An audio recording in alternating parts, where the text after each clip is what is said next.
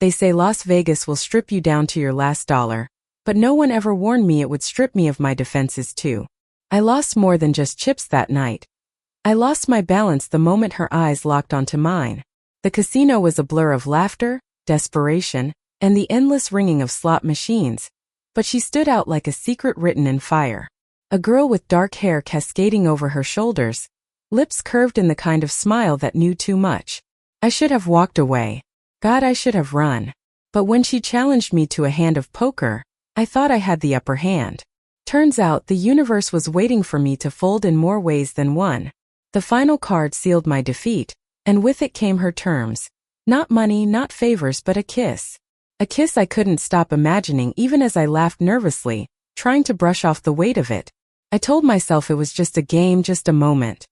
But when she leaned closer, her green eyes catching the neon glow, I knew my night had changed forever.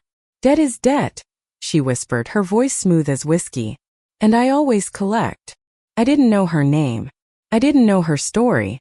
But I knew I was about to hand over a piece of myself I could never take back. The kiss wasn't gentle. It wasn't shy. It was fierce, like she had been waiting a lifetime for it. Like she wanted to burn herself into my memory. And she did. God, she did. Every nerve in my body lit up. Every doubt silenced. The casino, the people, the noisy, it all vanished. There was only her, and the way my heart betrayed me by wanting more. When she pulled back, I was gasping, dazed, and terrified of how easily I had fallen into her trap. She only smirked, tilting her head as though she could read every thought racing through me. "You're dangerous," I blurted out. Her laugh was low, amused. "No, sweetheart. You're just not used to being seen." That night I should have left. I should have run from the girl who turned a simple bet into a storm I couldn't control. But I stayed. Maybe it was curiosity. Maybe it was fate. Or maybe I was already hers. She told me her name was Evelyn. The kind of name that carried both elegance and danger. The kind of name that could haunt you long after it's whispered. She wasn't just a gambler. She was a mystery wrapped in charm. A woman who seemed to know exactly how to play with both cards and hearts. We wandered away from the poker tables, neon lights painting us in shades of pink and blue. She moved close, not touching, but near enough that I could feel the heat of her presence. Every word she spoke felt like a test, every glance a dare. And God help me, I wanted to fail every one of them. "You don't strike me as the kind of girl who belongs in a place like this," she said. "And what kind of girl do I look like?" I challenged. She studied me for a long, unbearable moment. Then softly, "The kind who hides fire under her skin." Her words hit deeper than they should have, pulling at something raw inside me. Because she wasn't wrong. I had been playing safe all my life, safe choices, safe lies, safe love that never lasted. But standing there with her, I felt reckless. Alive. And that scared me more than anything. We spent hours together, slipping from the chaos of the casino into the quiet corners of the night. She was all contradictions, gentle yet daring, distant yet achingly close. And with every passing moment, I found myself forgetting the world I had come from, surrendering to hers.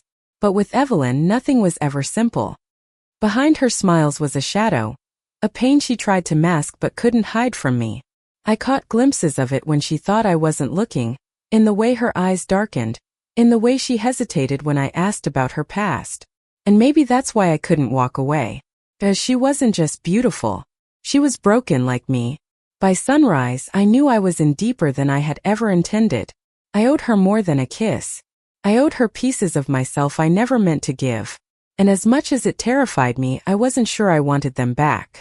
I should have known that night was only the beginning.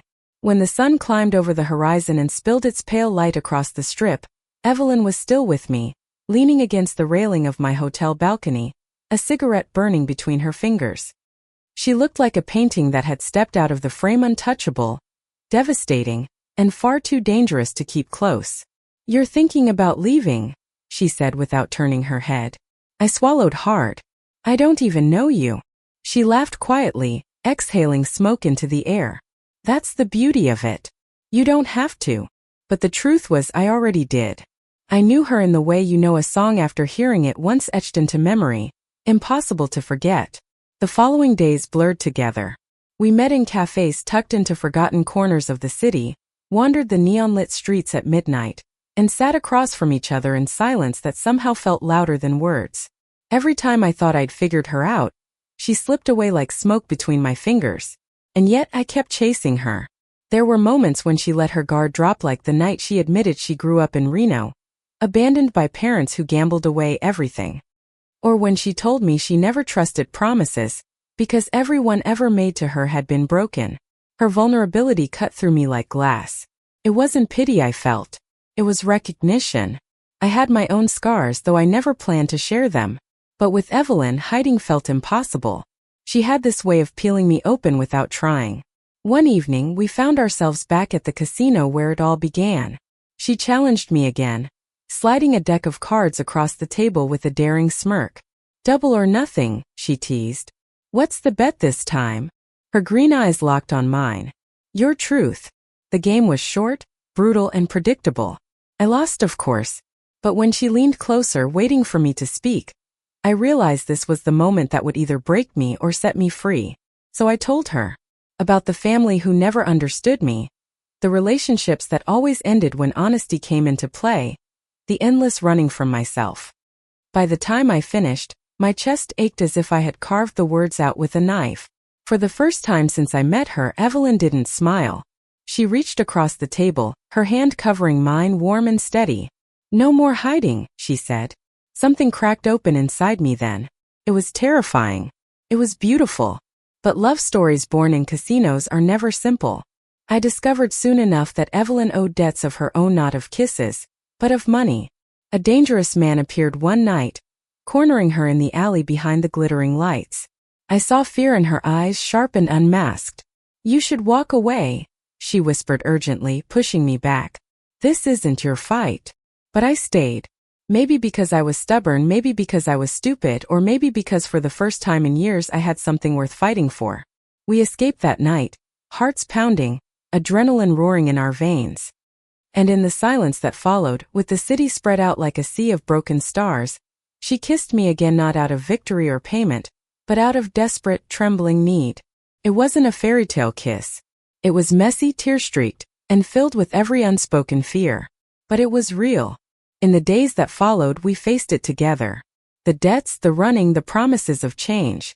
It wasn't easy and it wasn't instant. But something about knowing we weren't alone made the weight lighter.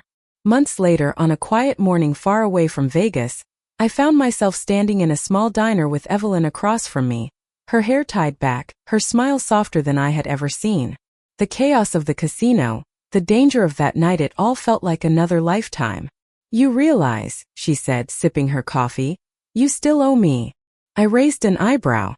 "For what?" "For the kiss. That first one. You called it a debt."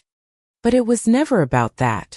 I leaned across the table, brushing my lips against hers with a tenderness that made my chest ache. "Then let's call it a beginning." She laughed, the sound brighter, freer than I'd ever heard it. And in that moment I understood something I had never dared to believe. Love isn't about winning or losing. It's about surrender. About choosing someone even when the cards are stacked against you. And I would choose her every single time. Because one unexpected defeat in a casino didn't ruin me. It saved me. It gave me Evelyn. And somehow, against all odds, that made me the luckiest girl in the world. Thank you for listening. Like and subscribe to get notifications about next videos.